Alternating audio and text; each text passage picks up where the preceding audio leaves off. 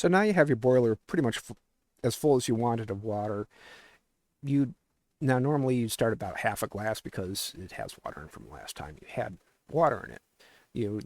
Last time you were running it. So you knew that you weren't going to fill the thing all the way up just by the expansion of the water from the temperature that it's at, atmospheric, into the steaming temperature around 360, 380 degrees, depending on what pressures you're running.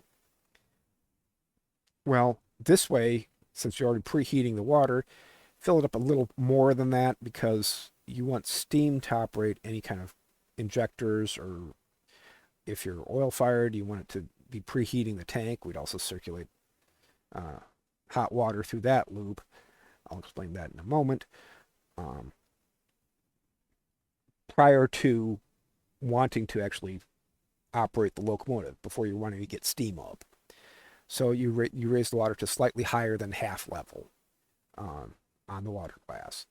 Or if you're, depending on where your water gauge is, you raise it to maybe 2, 3, 4, 5, 6 inches above the minimum water mark, depending on just what kind of locomotive it is. I mean, it all varies by wagon top boiler, the diameter of the boiler, where the crown sheet is, the steaming capabilities, because you don't want to be heating water and then just dump it out the blowdown to create more steam space to actually operate the locomotive.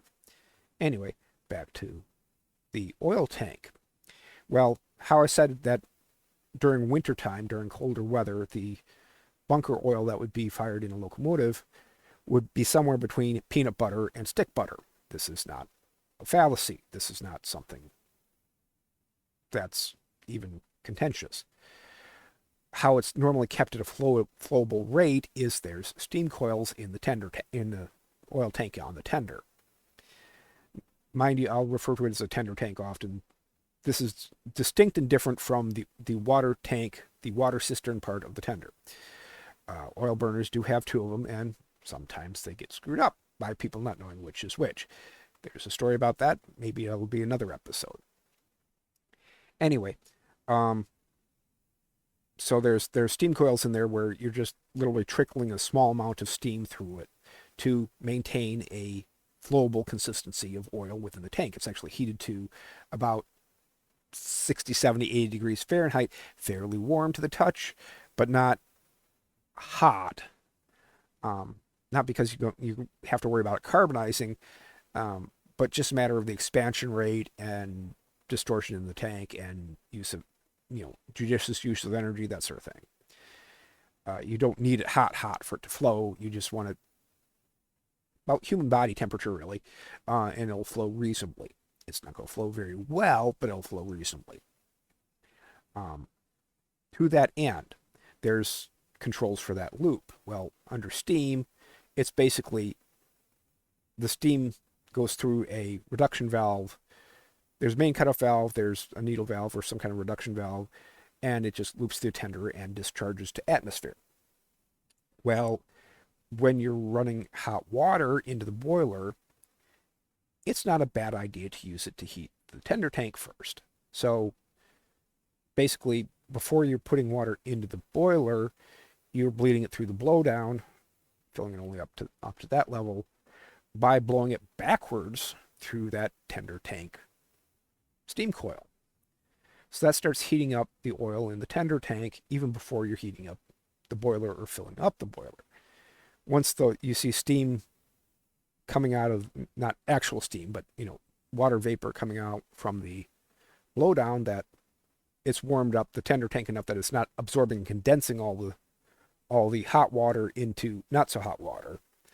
Close the blowdown, and you're starting to fill the tender tank slowly, but also heating the oil tank in the tender, or you're filling the boiler slowly, but you're also heating the oil tank in the tender at the same time. This makes the slop, realistically speaking, it can be and tar at some points. You're making it able to flow through the piping to the jet burners and such for the boiler, for the firebox itself. But you don't have those valves open. Why not? Well, the tender valves dumped to the small feeder line that goes from the tender to the locomotive. And normally you'd think, okay, yeah, you open those up so the main control valve at the fireman's control stand would open the flow valve for the burners. Only one problem. Any metal fittings on that piping from the tender oil tank to the burners on the locomotive is still at atmospheric temperature. It's cold. And you can form a clot of this material right there at those cold fittings. It'll just start congealing there and create a less and less and less, smaller and smaller orifice, no matter how warm the tender tank is. And as it's not a pressurized system, that can be kind of a problem. Okay, it can be a real problem. Major problem. Because why isn't my burner lighting? The tank is warm. Oh, wait, the line wasn't warm. So basically, you allow radiant heat to go from the tender tank to that line as you're getting steam up before you open the flow valve to the control stand valve, which would then allow oil to flow to the burner. Anyway, on we go with other things. This is part of why I prefer solid fuel locomotives over oil-fired locomotives, even smaller ones that just use pure diesel fuel, is because here's the main difference. A oil-fired locomotive, it's a lot physically easy. It's physically a lot easier on the fireman. All he has to do is manipulate 2 levers and 1 valve. All you have to do is regulate the pressure going to the nozzles on the burner, the amount of water flowing to the burner, and the amount of draft coming from the damper doors. Not too challenging. It's not hand firing like on a coal-fired locomotive. The difference is a coal-fired, solid fuel locomotive, coal-fired or wood-fired, is a lot more forgiving of operator error.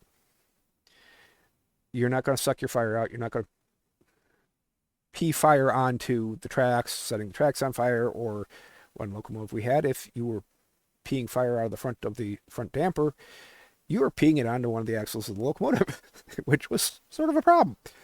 One of the driving axles, which is really a problem.